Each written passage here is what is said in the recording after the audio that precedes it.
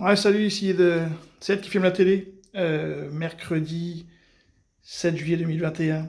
Bon, bah là, comment dire, là, c'est écrit en dessous, mais surtout, le monsieur de droite, là, voilà, c'est le discours qui va arriver, hein, on le savait.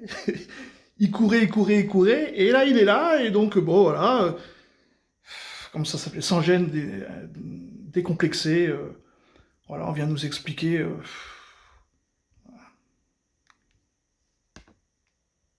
Qu'il était indispensable de se vacciner, et donc on peut amplifier les choses. Moi, je rejoins ce qui a été dit par Yves Durand.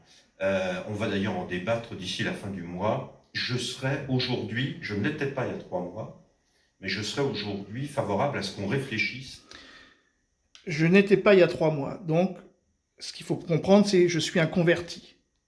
Il s'est converti. à une vaccination tout simplement obligatoire. Pour qui? Pour l'ensemble de la population. Et je vais vous dire pourquoi.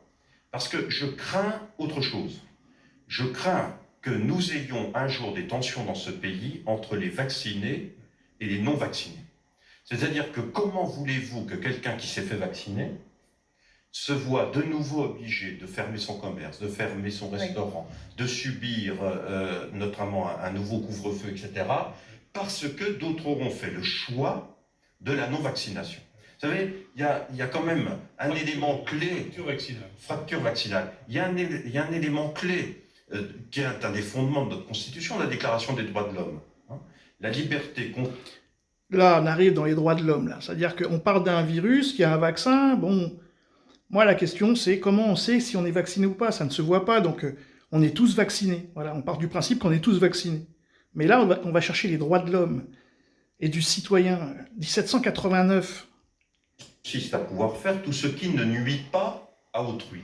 On peut s'interroger aujourd'hui si le choix de la non-vaccination à terme, si nous avons des variants, j'allais dire réguliers, de plus en plus en capacité de pouvoir se transmettre, mais qui sont résilients pour autant vaccin, il est à se poser la question si le non-vacciné ne va pas atteindre, d'une certaine manière, le non-vacciné, quoi, c'est...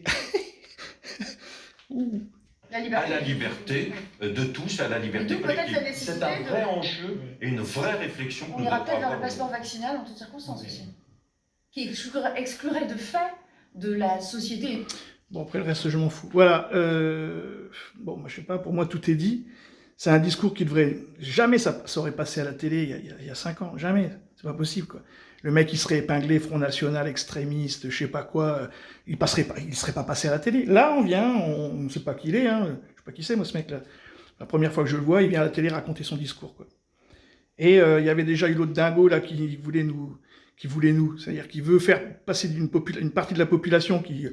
dans l'anonymat, se fait vacciner ou pas, ça regarde chacun, des pestiférés, ainsi de suite, quoi. C'est-à-dire que, pour moi, le truc, c'est que personne ne sait rien, donc du coup, on est tous vaccinés, et il y a des gens qui viennent à la télé dire « Ouais, attention, il y a des gens vaccinés, des gens non vaccinés ».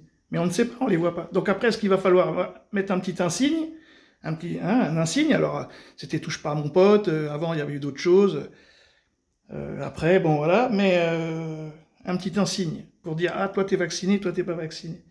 Parce que sinon, on ne peut pas le savoir. Voilà, donc, ça court, hein. Ouais, ça court, le furet court, et il court vite, quoi. Bon, allez, salut à toutes, à tous. Shalom.